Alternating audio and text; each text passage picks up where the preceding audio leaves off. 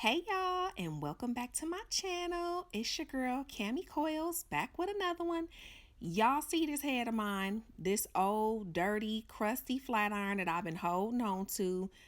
But I'm coming to y'all today to show y'all 3 super easy styles that I do when I'm about to go to wash day, but I can't be going outside looking crazy. And I am also going to be doing my absolutely first edition of my new series, and we're gonna be calling it Talk About It Tuesdays, where I'm just basically gonna be coming to you guys with subjects that are either on my heart, my mind, that I just want to talk about, and I want y'all to join in the comments. So let's get to it. Now, today's topic is gonna be about life and the word intentional. Something that I didn't pay much attention to when I was younger, but baby, let me tell you, when you start getting older, that word becomes so imperative to your life, to your joy, to your comfort, to your happiness. Um, if you follow me on Instagram, I did make a post about this, I think last month. Or something. And my girl, shout out to Brandy Rail. I will have her information in the description box because if you ain't following her, you need to be. Anyway, so basically, I was saying that life is a lot of things, and in it, you will experience a plethora of emotions and feelings. And one that I am very intentional about these days is peace. Peace and peace of mind.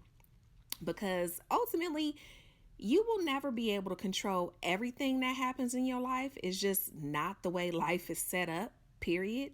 But what you can control is how you react to it, what you learn from it, and ultimately how you choose to proceed. And so, laughter will always be included in how I proceed through life. It is literally food for my soul. It's how I get through. I mean, it's just part of me. If you've known me for some time, even outside of social media, you know I am a goofball who loves to laugh. That is my favorite pastime. Oh, and I love food too, but that's a whole nother topic. But I absolutely love to laugh. And so it's something that it is just a part of me. You know what I mean? It's something that I use in my everyday life. I always try to find something to laugh at. Because let me tell you something, child. The devil is busy.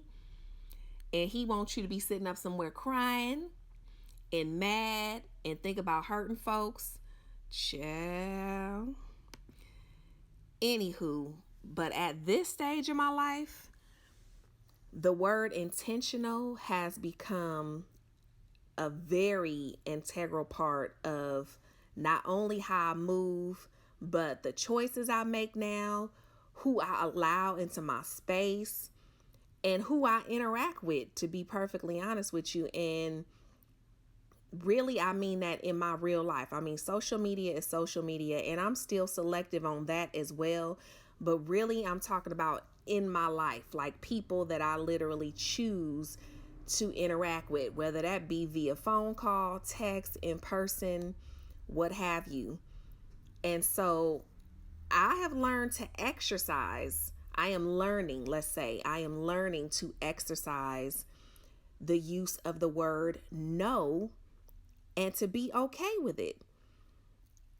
You know, I had to make a very conscious decision to no longer seek to make others happy and comfortable, but to be very intentional about my own comfort, my own happiness, and as well as, you know, how to figure out exactly what that looks like for me, because it looks different for everyone. And so these days, self-care is something that I am trying to be very diligent about, that I'm trying to be very intentional about, because self-care plays into it. Again, that looks different for everyone. For some people, it's as simple as going to a movie or going to get your hair and nails done, or being on your couch with a good book, or, you know, having a good drink, or whatever that looks like for you. For me, self-care these days is as simple as going to get a manicure and pedicure, going to my favorite coffee shop and getting my favorite iced coffee, coming home to a clean house and kicking back and turning on my DVRs with nobody here, just having some alone time with my own thoughts and just being in peace. The other part of that is, again, me being intentional about my space, about what I do for people, and like I said prior, about exercising the word no and being okay with it. Because I'm going to tell y'all, when your girl was in her 20s and even a lot of my 30s, I was a people pleaser. And I don't mean just for like random people. I mean for my family and my loved ones. And there will be times where I didn't necessarily feel like doing something, but I want to be reliable and dependable. Baby, when you close to 40 years old, you start to think about your own comfort. And that's what I've gotten comfortable with these days. Basically, just being okay saying no.